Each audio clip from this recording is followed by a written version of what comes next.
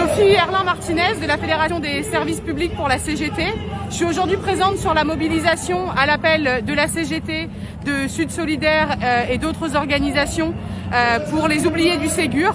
On pourrait se demander pourquoi les services publics dans les oubliés du Ségur, puisque depuis maintenant plus de 2 ans, tous nos collègues et agents des services publics sont eux aussi mobilisés sur le pont au quotidien pour répondre notamment dans le secteur du travail social et médico-social aux besoins de la population et des plus précaires. Donc ils sont eux aussi oubliés par ce gouvernement, oubliés des projets du Ségur de la santé, des projets Lafourcade qui ont étendu et qui ont clivé les salariés les uns avec les autres. Aujourd'hui, on a donc répondu à cet appel à la mobilisation pour rappeler à ce gouvernement que c'est tous et toutes qu'on est restés à répondre aux besoins de la population, tant au niveau de la santé que de l'éducation, que de la protection maternelle et infantile, que de l'action sociale au général, sans oublier tous nos collègues de la protection de l'enfance qui œuvrent au quotidien auprès des enfants confiés par décision judiciaire ou par décision administrative et qui ont continué d'accueillir et d'accompagner les enfants et leurs familles pendant cette crise sanitaire.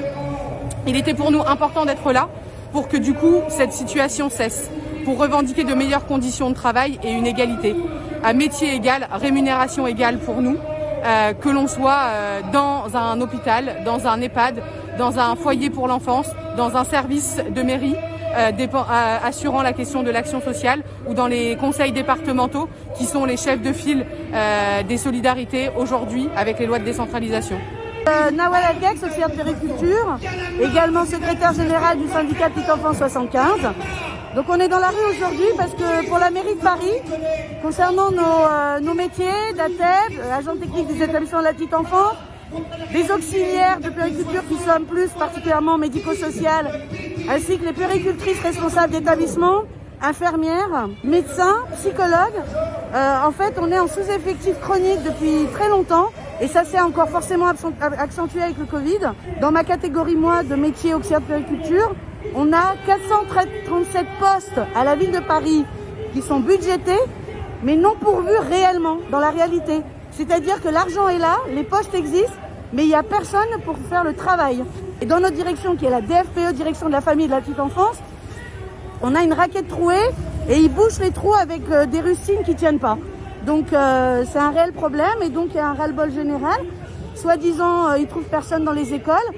En même temps, ils veulent pas reconnaître qu'il n'y a pas d'attractivité parce qu'on est très mal payé pour les responsabilités qu'on a. Donc voilà. Ce sont les métiers du lien et du soin qui sont en grève. Et dans tous ces métiers-là, le trait qu'il en ressort, c'est que c'est une grande majorité de femmes.